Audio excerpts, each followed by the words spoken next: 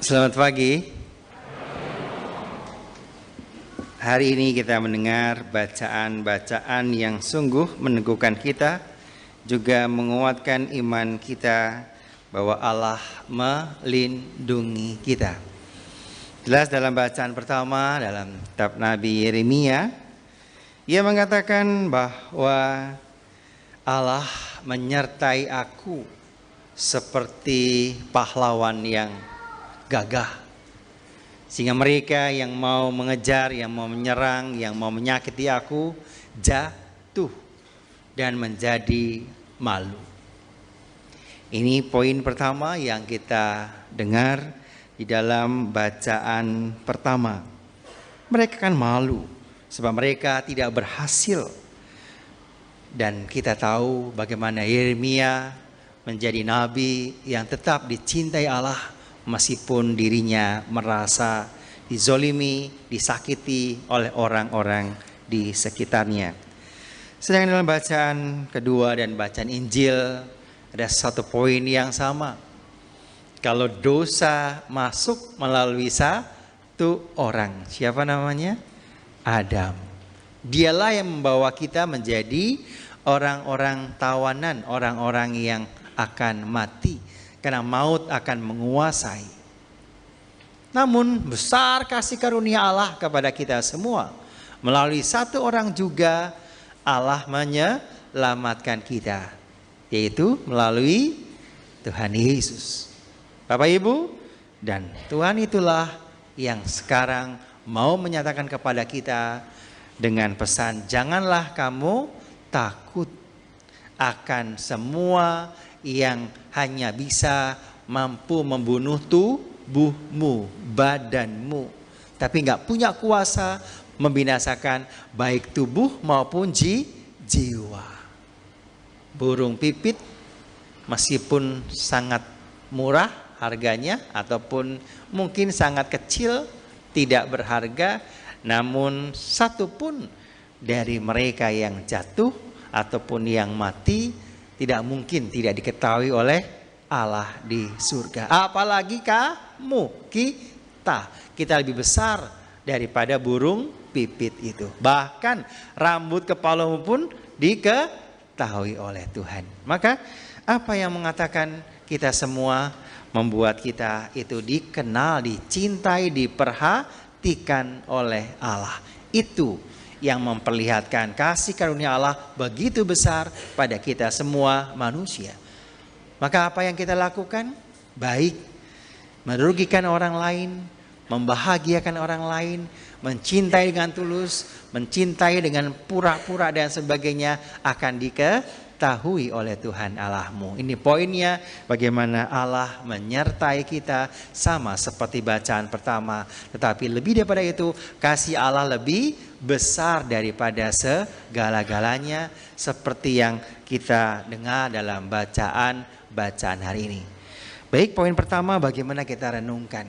Bapak Ibu, seringkali kita takut kita binasa, takut binasa ataupun takut ketinggalan, takut gak punya kekuatan ataupun ditinggalkan oleh orang-orang di sekitar kita. Yeremia merasa ketakutan karena ia mau diperlakukan tidak adil. Maka ia dikejar-kejar. Maka ia hanya bisa berlindung kepada Tuhan. Dan dia berdoa kepada Tuhan. Tapi di situ dikatakan, Tuhan menyertai aku seperti pahlawan yang gagah. Sebab itu orang-orang yang mengejar aku akan tersandung jatuh. Dan mereka tidak dapat berbuat apa-apa. Mereka hanya malu. Dan bernyanyilah untuk Tuhan, pujilah Dia. Sebab Dia telah melepaskan nyawa orang miskin dari tangan orang-orang yang berbuat jahat. Anda, saya, kita semua harus berani untuk membantu mereka yang miskin, mereka yang ditawan, mereka yang gak punya apa-apa, mereka yang tidak bisa mengandalkan dirinya, tetapi dicintai oleh Allah. Namun seringkali kita takut tidak bisa punya banyak hal yang bisa kita lakukan untuk mereka itu. Jadi percayalah, Allah akan menyertai kita pada saatnya nanti. Yaitu ketika kita menutup mata kita. Apakah kita mau bertahan untuk setia kepada Allah atau sebaliknya? Kita mengingkari dan akhirnya kita meninggalkan Dia.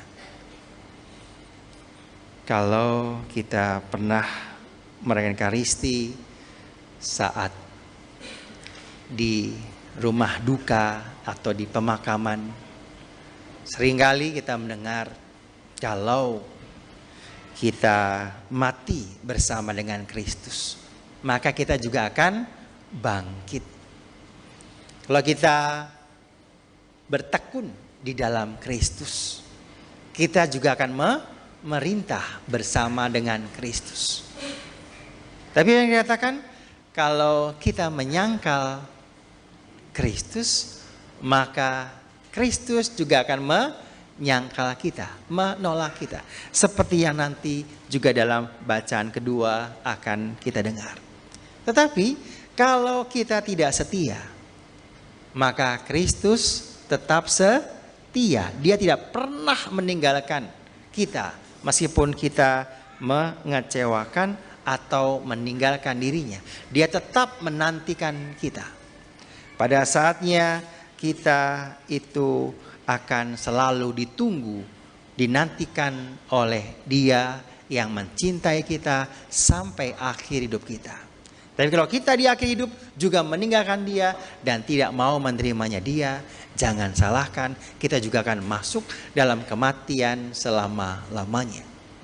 Itulah sebabnya bagaimana dalam bacaan pertama kita diteguhkan oleh Nabi Yeremia, Ia akan melindungi kita seperti pahlawan yang tangguh. Jangan takut, jangan tinggalkan kalau kita membela kebenaran. Meskipun yang terjadi dalam kehidupan kita, kok saya selalu gagal, saya malah ditinggal, saya malah gak dapat pekerjaan, saya gak dapat bonus, saya gak dapat ini, gak dapat itu. Biarkan pada saatnya nanti akan terindah yang akan kita terima. Itu poin yang pertama. Poin yang kedua, dalam bacaan kedua dan bacaan Injil akan saya satukan. Dikatakan kalau kita hidup bersama dengan Kristus, kita akan mengalami kehidupan kekal. Karena maut itu sejak awal kita lahir, kita sudah punya kecenderungan berbuat dosa. Karena dosa asal Adam yang memberikan kepada kita. Tetapi melalui pembaptisan, kita menerima jaminan hidup kekal dan dosa asal itu dihapuskan oleh pembaptisan yang kita terima. Namun kecenderungan berbuat dosa masih ada. Bahkan Tuhan dalam gereja Katolik kita tahu kita menerima sakramen-sakramen yang lain. Sakramen tobat, ekaristi, perminyakan dan seterusnya. Kita masih diberi kesempatan karena ketika kita dibaptis semua dosa kita memang sudah hilang, tapi kecenderungan kita berbuat dosa masih ada. Kita masih keesokan harinya masih berbuat dosa, seminggu kemudian, sebulan kemudian dan seterusnya. Maka ketika kita mengaku dosa, 1 tahun yang lalu, 1 bulan yang lalu, 1 minggu yang lalu, saya sudah menerima sakramen tobat, namun hari ini saya masih mau melakukan dan saya masih mau bertobat atas dosa-dosa selama 1 minggu, 1 bulan, 1 tahun dan seterusnya.